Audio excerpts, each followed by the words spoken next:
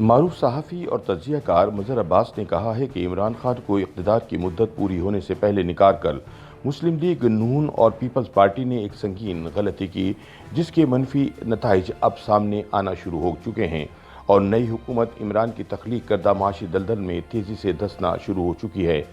اپنے تازہ سیاسی تجزیے میں مظہر عباس کہتے ہیں کہ سازش اندرونی تھی یا بیرونی، عمران کو حکومت کی آئینی مدت پوری ہونے سے پہلے ہٹانے کا فیصلہ اب نئی حکومت کے گلے پڑتا دکھائی دیتا ہے۔ عدم اعتماد کی تحریک ایک آئینی اور جمہوری عمل سہی، مگر سوال یہ ہے کہ جن لوگوں کی مدد سے لائی گئی، کیا اس سے جمہوریت مضبوط ہوئی؟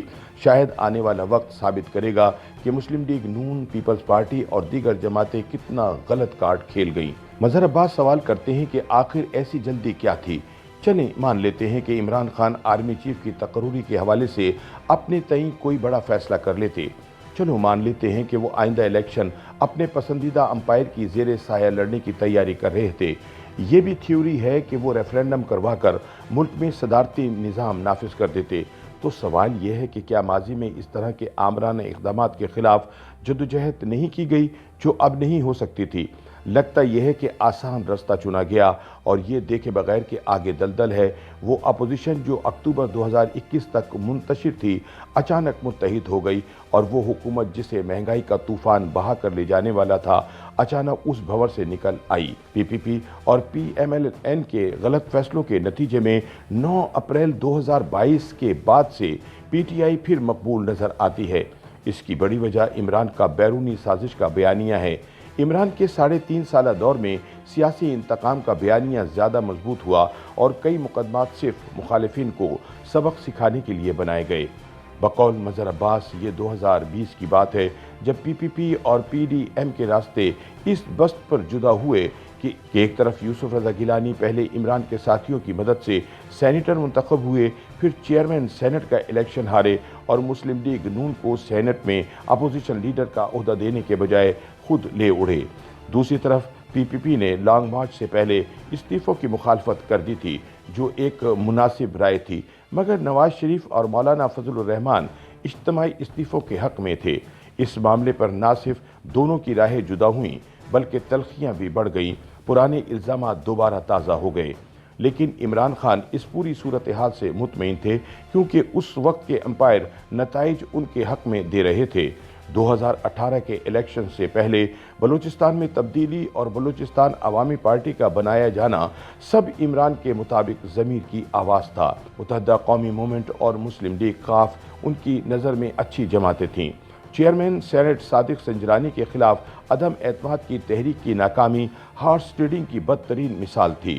میر حاصل بزنجو کے الفاظ آج بھی یاد ہے کہ ہم جیت کر بھی ہار گئے اور فیض یاب نہ ہو سکے، مگر خان صاحب کے لیے تب یہ سب درست تھا۔ مظہر عباس کہتے ہیں کہ جب کہانی پلٹی تو کل کے دوست آج کے دشمن ہو گئے۔ یہ بات عمران کے لیے بھی کہی جا سکتی ہے اور شریف اور زرداری کے لیے بھی۔ خان صاحب کے لیے مشکلات کا آغاز تب ہوا جب پچھلے سال جولائی میں لاہور میں آصف زرداری اور چودھری پرویز الہی ایک طویل ملاقات میں مستقبل کا پاور شیئرنگ فارمولہ تیار ہوا، جس کی اطلاع خان صاحب کو ان کی انٹیلیجنس نے دی۔ حالات نے پلٹا کھایا تو شریف بھی چودھریوں کے گھر پہنچ گئے۔ اسی دوران ترین اور علیم بھی کھل کر کپتان کے سامنے آ گئے۔ ایسے میں یہ کہنا عمران کے خلاف امریکی سازش ہوئی عجیب لگتا ہے۔ خان صاحب سازش والی بات بھی تب تک چھپاتے رہے جب تک کھیل مکمل طور پر ان کے ہاتھ سے نہیں نکل گیا۔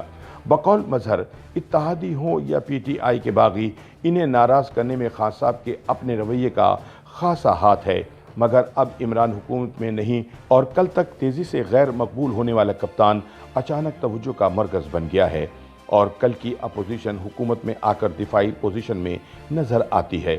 شدید ترین معاشی بحران کے باعث حکومت کے پاس آپشنز کم ہوتے جا رہے ہیں۔ کل کون جیتے گا اور کون ہارے گا، یا پھر دونوں شکست کھا جائیں گے اور فاتح کوئی تیسرا ہوگا، یہ تو پتہ نہیں۔ البتہ اگر جمہوریت کو مضبوط کرنا ہے تو کھیل بھی اپنا ہونا چاہیے اور کھلاڑی بھی اپنے۔ سازش اندرونی ہو یا بیرونی، دونوں ہی جمہوریت کے لیے نقصان دہ ہیں۔ YouTube पर गूगली न्यूज देखने के लिए youtube.com की सर्च बार में गूगली न्यूज टीवी टाइप करें। गूगली न्यूज के पेज पर सुर्ख रंग के सब्सक्रिप्शन वाले बटन पर क्लिक करना ना भूलिए। YouTube पेज पर अपलोड होने वाली वीडियोस से बाखबर रहने के लिए बेल आइकन पर क्लिक कीजिए। आपको हर नई वीडियो के बारे में नोटिफिकेशन मौसूल हो जाएगा।